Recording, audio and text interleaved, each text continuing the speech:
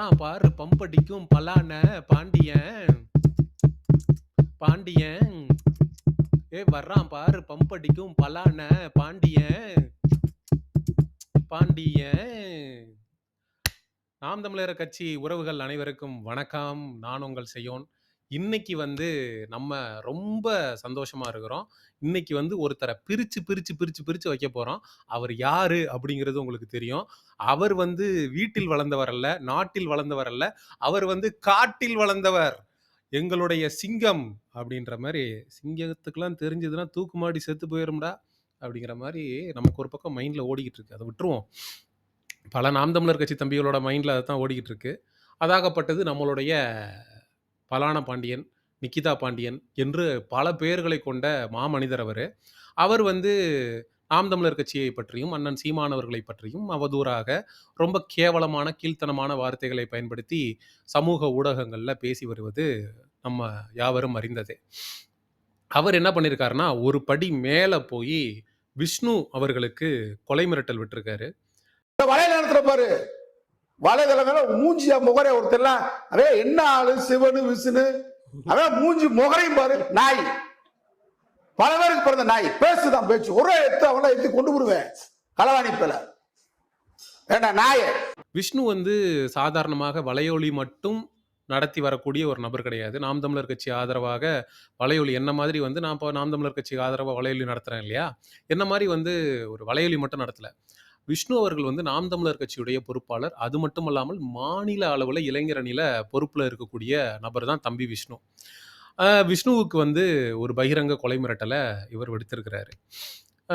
இதை வந்து நம்ம எப்படி பார்க்குறது அப்படிங்கிறதுக்கு முன்னாடி இது எப்படி நடந்துச்சு அப்படிங்கிறத பார்க்கணும். அதாவது இந்த நிக்கிதா அப்படிங்கிற நபர் அஜித்குமார் அவர்களுடைய கொலை வழக்கில் சம்மந்தப்பட்ட ஒரு நபர். மூளையாக இருந்து செயல்பட்டது நிக்கிதா. நிக்கிதா தான் வந்து நகை காணா போகணுன்னு போயிடுச்சுன்னு சொல்லி கம்ப்ளைண்ட்லாம் கொடுக்குறாங்க. அவங்களுடைய அழுத்தம் காரணமாக தான் காவல்துறையில் இருக்கக்கூடிய 6 பேரும் சேர்ந்து அடித்து அஜித்குமார் அவர்களை கொலை செய்து விட்டார் அப்படிங்கிறது எல்லாருக்கும் தெரியும். நிக்கிதா வந்து இதற்கு முக்கிய காரணம் அப்படின்னா, நிக்கிதா மேலே பல குற்ற பின்னணி கொண்ட ஒரு நபர் நிக்கிதா அப்படிங்கிறத நம்ம நிறைய இடத்துல பேசியிருக்கோம். அப்படி ஒரு குற்றத்தில் 2011ஆம் ஆண்டு நிக்கிதா அவர்கள் வந்து ஒரு குற்றத்தில் ஈடுபடுறாங்க. காசை வாங்கிட்டு பண மோசடி பண்ணுறாங்க. அதுக்கு வந்து கட்ட பஞ்சாயத்து பண்ண வந்த நபர் தான் இந்த பலான பாண்டியன். இந்த பலான பாண்டியன் வந்து கூப்பிட்டு அந்த நபர்களை கூப்பிட்டு 2 பேருக்கு நடுவில் பஞ்சாயத்து பண்ணி அவங்க சைடில் என்ன ஆகணுமோ அவங்க பார்த்துக்கிட்டோம், உங்கள் சைடில் என்ன ஆகணுமோ நீங்கள் பார்த்துக்குங்க 2 பேரும் அப்படின்னு சொல்லிட்டு பஞ்சாயத்து பண்ணி அனுப்பிச்சிடுறாரு. இவர் வந்து ஒரு வக்கீலுக்கு படித்த நபர் என்று சொல்லப்படுகிறது. அதாவது ஒரு வக்கீலுக்கு படித்த நபர் அப்படின்றது எல்லாத்தையும் தாண்டி கொஞ்சமாவது சமூக பொறுப்பு. இன்னைக்கு வந்து நம்ம நினைக்கிற மாதிரியெல்லாம் காலம் கிடையாது. காக்கி சட்டை போட்ட காவலர்கள் தவறு செய்தாலும் சட்டம் வந்து இன்னைக்கு அரெஸ்ட் பண்ணி உள்ள கழிதுன்னுகிட்டு இருக்காங்க. காவலர்கள். அது வந்து காவலர்களா இருந்தாலும் சரி, வக்கீல்களாக இருந்தாலும் சரி, கருப்பு சட்டையாக இருந்தாலும் சரி, காக்கி சட்டையாக இருந்தாலும் சரி, சட்டத்திற்கு முன் அனைவரும் சமம். நம்ம இந்த ஆரம்பத்தில் இந்த காணொளியை வந்து ரொம்ப நகைப்புக்குரிய விதமாக ஆரம்பித்தாலும் இதனுடைய சீரியஸ்னஸை நீங்கள் எல்லாரும் புரிஞ்சுக்கணும். ஒரு மாநில பொறுப்பில் இருக்கக்கூடிய நபரான விஷ்ணுவையே வந்து நீ கொலை மிரட்டல் விடுக்கிற, பகிரங்கமாக நான் உன்னை வந்து என்ன பண்ணிடுவேன் பாரு, உன்னை அவ்வளோதான் குத்தி கொண்டு விடுவேன், பல பேருக்கு பிறந்தவனே அப்படிலாம் நீ பேசுகிற அப்படின்னா சாதாரண சாமானியங்கள் உங்ககிட்ட மாட்டின நபர்களுடைய நிலைமை என்ன ஆயிருக்கும்? இது வரைக்கும் நீ எத்தனை பேர் உன்னால பாதிக்கப்பட்டிருப்பாங்க? உன்னுடைய அதிகார பலத்தை பார்த்து நீ வந்து வக்கீல்ன்றதை பார்த்து எத்தனை பேர் வந்து உனக்கு எதிராக கம்ப்ளைண்ட் கொடுக்காம கடந்து சென்றிருப்பாங்க. சாக்கடை இந்த ஆளு கள்ள தூக்கி எறிஞ்சா நம்ம மேலே தான் படும் அப்படின்னு சொல்லி ஒதுங்கி போனவங்க எத்தனை பேர் இருந்திருந்திருப்பாங்க? உன்னால பாதிக்கப்பட்ட நபர்கள் எத்தனை பேர் இருந்திருந்திருப்பாங்க? அப்படி ஒதுங்கி போன நபர்களில் ஒருவராக தம்பி விஷ்ணு இருந்துவிடக் கூடாதுன்றதை வலியுறுத்துறதுக்காக தான் இந்த ஒரு காணொளி. நாங்கள் எல்லாரும் விஷ்ணு கூட நிற்கிறோம். நான் நிற்கிறேன் விஷ்ணு கூட. அதே மாதிரி நாம் தமிழர் கட்சியும் விஷ்ணுக்கு ஆதரவாக நின்று செயல்பட வேண்டிய தருணம் இது. நாம் தமிழர் கட்சியில் வழக்கறிஞர் பாசனை அப்படின்னு ஒன்று இருக்கா இல்லையா? இந்த மாதிரி ஒருத்தன் பகிரங்கமாக விஷ்ணுவை பார்த்து ஒரு இளைஞரணி பொறுப்பாளர் மீது, ஒரு மாநில பொறுப்பாளர் மீது வந்து கொலை மிரட்டல் விடுக்கிறான் அப்படின்னா, நாம் தமிழர் கட்சியில் வழக்கறிஞர் பாசனை இருக்கா இல்லையா? நீங்கள்லாம் வழக்கறிஞர்கள் இதை பார்த்துக்கிட்டு இருக்கீங்களா இல்லையா? இந்த நபர் மீது நாளைக்கு விஷ்ணு வெளியில போறாரு, வர்றாரு, ஏதோ ஒரு கூட்டத்துக்குள்ள போறாரு, வர்றாரு. நாளைக்கு வந்து விஷ்ணுவுடைய உயிருக்கு வந்து யார் உத்தரவாதம் குடுக்குறது? இத வந்து விஷ்ணு அவர்களுடைய உயிருக்கும், உடைமைக்கும் நாம் தமிழர் கட்சியும், அண்ணன் சீமான் அவர்களும் உத்தரவாதம் குடுக்கணும். கூப்ட்டு சீமான் அவர்கள் வந்து வழக்கறிஞர் பாசறையில கூப்ட்டு, இந்த ஆள் மேல வழக்கு தொடுக்கணும் அப்படிங்கிறதுல எனக்கு எந்த விதமான மாற்று கருத்தும் இல்ல.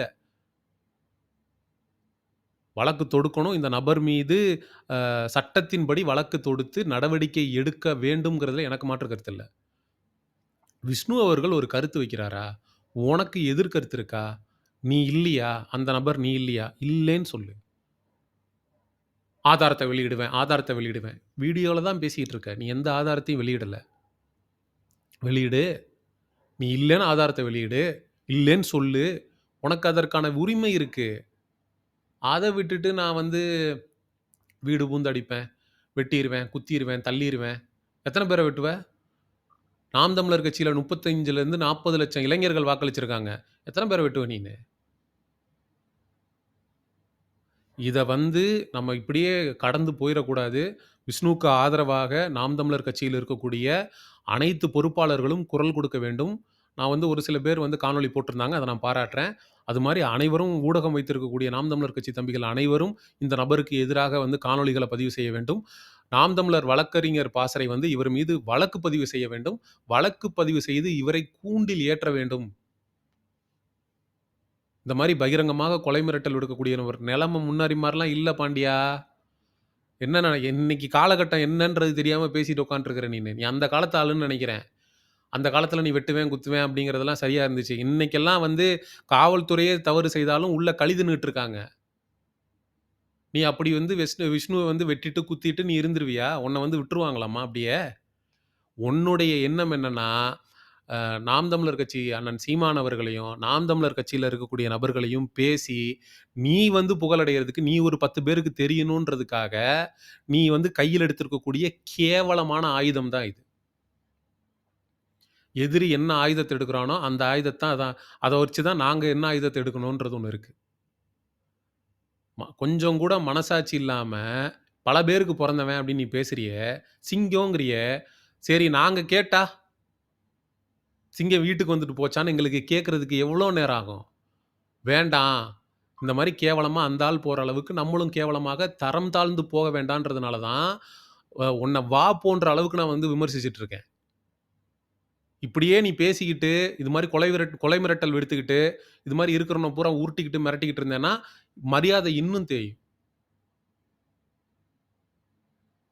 அத வந்து நான் தெளிவா இந்த இடத்துல பதிவு பண்ணிக்கிறேன். வலிமையான கண்டனங்கள நாம் தமிழர் கட்சி அ நிர்வாகிகளும், வழக்கறிஞர் பாசறையும் இந்த நபருக்கு எதிராக பதிவு செய்ய வேண்டும். இவர் மீது இந்த மாரி வந்து கொலை மிரட்டல் வழக்கு அப்படின்னு சொல்லி வழக்கறிஞர் பாசறை வந்து முன் வந்து பதிவு செய்ய வேண்டும் அப்படிங்கிறத இந்த இடத்துல நான் கோரிக்கையா வச்சுக்கிறேன்.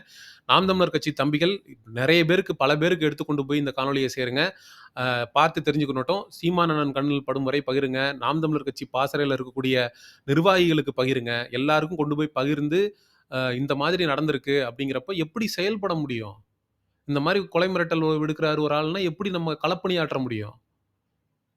விஷ்ணுவெல்லாம் 2 வருட காலத்துல கிட்டத்தட்ட கஷ்டப்பட்டு மேல வந்து யூடியூப் சேனல்ல வீடியோ போட்டு பிரபலமாயி, என்ஐஏ சோதனை அது எல்லாத்தையும் கடந்து இன்னைக்கு மாநில அளவுல ஒரு இளைஞன் வந்து ஒரு பொறுப்புல இருக்காரு அந்த தம்பி.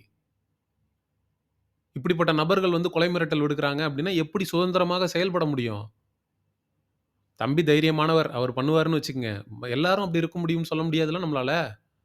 எதிர்வினையாற்றுறாரு, எதிர்த்து நின்னு போராடுறாரு விஷ்ணு. பயந்து பின்வாங்கி போறவங்களும் இருப்பாங்கல்ல. ஆதலால் தக்க நடவடிக்கையை இந்த நபர் மீது கட்சி ரீதியாக எடுக்க வேண்டும் அப்படிங்கிறத வந்து நான் தாழ்மையான வேண்டுகோளா வைக்கிறேன். இந்த காணொளி பதிவ நெறைய பேருக்கு கொண்டு போய் சேருங்க. அப்ப ஒரு பயனுள்ளதாக அவங்களுக்கும் இருக்கும் அப்படிங்கிறத வந்து தெரிவித்துக் கொள்கிறேன். பாண்டியா, இதோட பாண்டியா நீ வந்து உன்ன உங்களலாம் வந்து திருத்த முடியாதுன்றது தெரியுது. நானும் வயதுக்கு மரியாதை குடுத்து இந்த காணொளிய முடிக்கிறேன். வேண்டாம். வார்த்தைகள் வருது. ரொம்ப கேவலமான வார்த்தைகள்லாம் வாயில வருது. வேண்டாம். அதனால வந்து இதோட இந்த காணொளிய முடிச்சுக்கிறேன். நெறைய பேர் கொண்டு போய் சேருங்க. அடுத்த காணொளியில் சந்திப்போம். நன்றி, வணக்கம்.